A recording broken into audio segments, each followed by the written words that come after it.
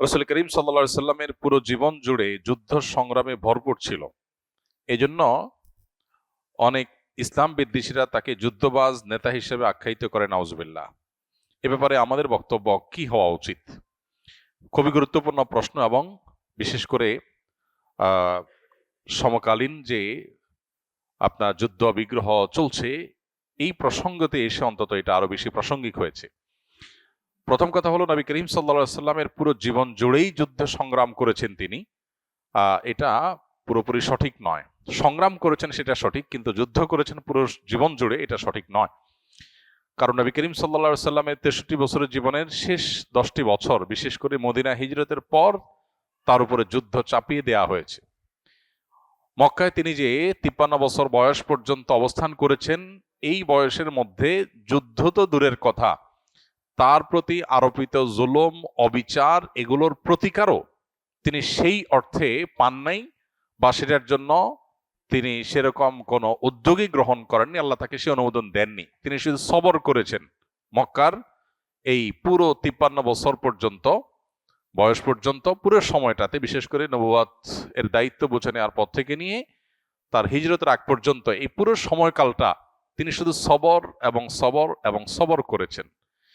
মদিনায় আসার পর যখন তার উপরে একের পর এক আগ্রাসন, যুদ্ধ চাপিয়ে দেওয়া হয়েছে, তখন তিনি যুদ্ধ করতে বাধ্য হয়েছেন। তার যুদ্ধগুলো অনেক ইতিহাসবিদদের মতেই প্রায় সবগুলোই ছিল প্রতিহতমূলক, আত্মরক্ষামূলক।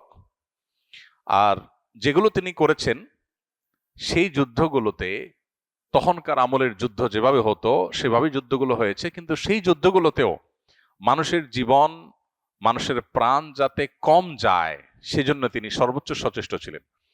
আজকে যারা নবী সাল্লাল্লাহু আলাইহি সাল্লামের জীবনে যুদ্ধ বিগ্রহ দেখে তাকে নাউজুবিল্লাহ যুদ্ধবাজ বলে, তারা নিজেদের দিকে একবার ফিরে তাকাবার সুযোগ হয়তো পায় না।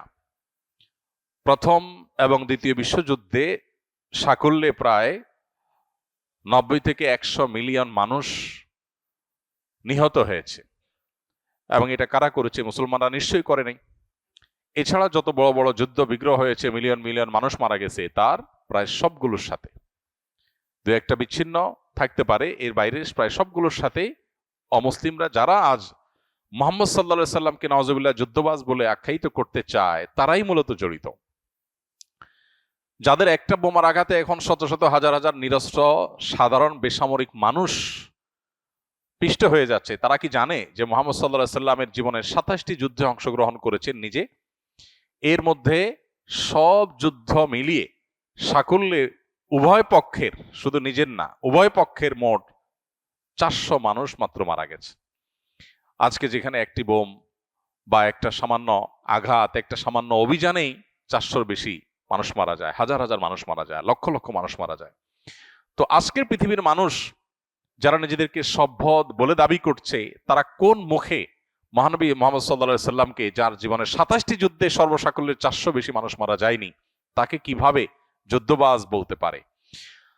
মূলত নবী করিম সাল্লাল্লাহু আলাইহি সাল্লামের যুদ্ধ এবং সংগ্রামে, রণাঙ্গনের সমর জীবনেও তিনি মানবিক ছিলেন। এজন্য তিনি পরিষ্কারভাবে বলেছেন, কোনো নারী শিশুকে যেন কেউ হত্যা না করা হয়। তার সমগ্র জীবনে কোনো রণাঙ্গনে, কোনো জেহাদে তিনি বা তার কোনো সৈনিক কোনো নারীকে, কোনো শিশুকে আঘাত করেছেন, টাচ করেছেন, এরকম কোনো ঘটনাও পৃথিবীর কোনো মানুষ, কোনো ইতিহাসের বইয়ে, কোনো পাতায় কেউ দেখাতে পারবে না। অথচ আজকালকার যুদ্ধবাজ নেতাদের যে যুদ্ধগুলো হয়ে থাকে, সেগুলোর প্রত্যেকটা যুদ্ধে কান পাতলে শোনা যাবে নারী এবং শিশুদের নির্মম আর্তনাদ। আজকে যেখানে কার্পেট বোমা মেরে পুরো এলাকাকে সমান করে দেওয়া হয়, বোমার নিচে কি ফসল পড়লো, না দালান কোঠা পড়লো, সামরিক মানুষ পড়লো, বেসামরিক মানুষ পড়লো, হসপিটাল পড়লো, এরকম কোনো বিবেচনা যখন করা হয় না, সেই সময় যদি সমালোচনা করা নবী করিম সাল্লাল্লাহু আলাইহি সাল্লামের যুদ্ধের, তাহলে সেটা হাস্যকর। কারণ নবীজি সাল্লাল্লাহু আলাইহি সাল্লামের যুদ্ধে তিনি এতটা দায়িত্বশীল ছিলেন যে তিনি যুদ্ধ পূর্ববর্তী দিক নির্দেশনায় তার মুজাহিদদেরকে, সৈনিকদেরকে, সাহাবীদেরকে তিনি নির্দেশনা দিতেন যে কোনো ফল ফসলের ক্ষতি করা যাবে না, কোনো দালান কোঠা ভাঙা যাবে না। এমনকি কোনো উপাসনালয়ে উপাসনারত মানুষদেরকে, যাজকদেরকে, ধর্ম ব্যক্তিদেরকে, ধার্মিক ব্যক্তিদেরকে বা ধর্মবোদ্ধাদেরকে, তাদেরকে হত্যা করা যাবে না। কোনো উপাসনালয়ে হামলা করার পরে তিনি পারমিশন দিতেন না। অথচ আজ টার্গেটই করা হয় ধার্মিকদেরকে, এবং ধর্মীয় প্রতিষ্ঠানগুলোকে। অতএব আজকের পৃথিবীর মানুষের কোনো অধিকার নাই নবী সাল্লাল্লাহু আলাইহি সাল্লামের যুদ্ধ জীবন নিয়ে প্রশ্ন তোলার, বরং তাদের সুযোগ আছে শিক্ষা গ্রহণ করবার, যে যুদ্ধের ময়দানেও কিভাবে মানুষ মানবিক হতে পারে। নবীজি সাল্লাল্লাহু আলাইহি সাল্লাম মুসলা করতে নিষেধ করেছেন। মুসলা মানে কি? মুসলা মানে হলো লাশের অঙ্গ প্রত্যঙ্গ কেটে কেটে বিচ্ছিন্ন করা এবং সেটা নিয়ে পৈশাচিক উল্লাস আনন্দ করা। এটার উপরে নবী সাল্লাল্লাহু আলাইহি ওয়াসাল্লাম কঠোরভাবে নিষেধ করেছেন। এবং তার এতগুলো যুদ্ধ হয়েছে, তার কোনো যুদ্ধেই কোনো এত বড় বড় কাফেররা ছিল, এত বড় বড় শত্রু ছিল, আবু জাহাল, আবু লাহাব, যারা একসময় মুসলমানদেরকে হিজরতের আগে নির্মম আচরণ করেছে, অমানবিক বহু জঘন্য কর্মকাণ্ড করেছে, তাদেরও লাশের সাথে অমানবিক, অবমাননাকর, অসম্মানজনক কোনো আচরণ মুসলমানরা করেন নাই।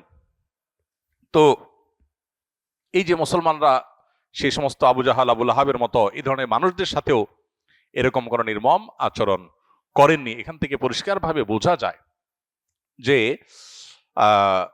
আল্লাহ নবী মুহাম্মদ সাল্লাল্লাহু আলাইহি সাল্লামের যে যুদ্ধগুলো ছিল সেগুলো ছিল মানবিক, সেগুলো ছিল দায়িত্বশীল, সেগুলো ছিল আজকের যুদ্ধগুলো চাইতে হাজার হাজার গুণে মানবতার জন্য সত্যিকার অর্থে কল্যাণের উদ্দেশ্যে নিবেদিত।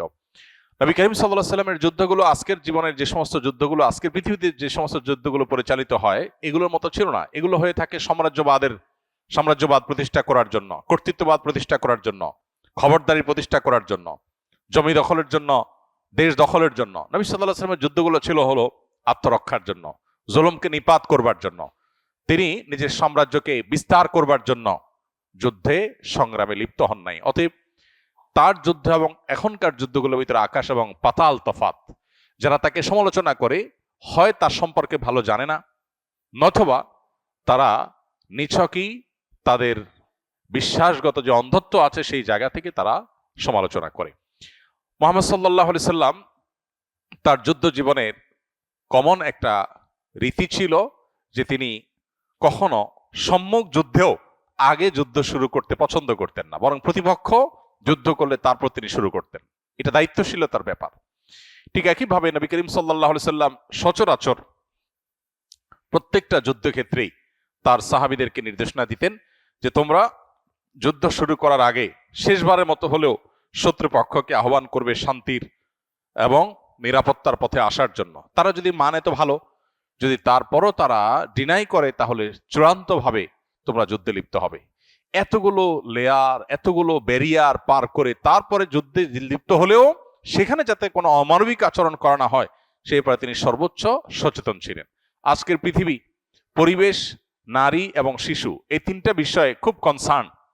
আমাদের মনে হয় যে আজকের পৃথিবী মানব ইতিহাসের সবচাইতে পরিবেশ সচেতন পৃথিবী, সবচাইতে মানবতাবাদী পৃথিবী, সবচেয়ে নারী অধিকার ব্যাপারে সচেতন পৃথিবী। অথচ যুদ্ধ বিগ্রহে পরিবেশের বিপর্যয়, এক একটা বোমার কারণে যেই পরিমাণ পরিবেশ বিপর্যয় হয়, যে পরিমাণ ক্ষয়ক্ষতি হয় ফল ফসলের এবং পরিবেশের, সেটা আমাদের কারোরই আর বোঝার বা জানার বাকি নেই। আর নারী শিশু নির্বিশেষে বেসামরিক মানুষ যেভাবে খুন করা হয় আজকালকার বোমা হামলার মাধ্যমে, তারও কোনো ইয়ত্তা নেই। আমরা সবাই কম বেশি এটা জানি। অথচ নবী করিম সাল্লাল্লাহু আলাইহি সাল্লামের সময়কার যুদ্ধে এর কোনোটি কিন্তু হতো না এবং দায়িত্বশীলতার সাথে এগুলোকে এড়িয়ে যাওয়া হতো। আমরা নবী সাল্লাল্লাহু আলাইহি সাল্লামের যুদ্ধগুলোর দিকে তাকালে দেখতে পাই তিনি কি আসলে যুদ্ধ করার জন্য লালায়িত ছিলেন নাকি যুদ্ধ তার উপরে চাপিয়ে দেওয়া হয়েছে। আমরা দেখি তার জীবনে মেইন যুদ্ধ যেগুলো ছিল, বদর, ওহুদ, খন্দক, সবচেয়ে প্রসিদ্ধ যে তিনটা যুদ্ধ, এই যুদ্ধগুলো আমরা দেখি হয় মদিনার মধ্যেই একেবারে মদিনার উপকণ্ঠে, আর না হলে মদিনার অদূরে যুদ্ধগুলো হয়েছে। তার মানে যুদ্ধ করতে তারা দূরে গিয়েছেন এই ঘটনা ঘটেছে জীবনে 1-2 বার, আর বেশিরভাগ ক্ষেত্রে তাদের উপরে চাপিয়ে দেওয়া হয়েছে। খন্দকের সময় কি হয়েছে, মক্কা থেকে মুশরিকরা এসে মদিনাকে দখল করতে চেয়েছে, আত্মরক্ষার জন্য খন্দকের যুদ্ধ করতে হয়েছে। ওহুদের যুদ্ধ একইভাবে, মক্কা থেকে তারা যুদ্ধ করতে ওহুদে আসছে, মদিনায় আসছে, মদিনা রক্ষার জন্য তারা যুদ্ধ করেছেন।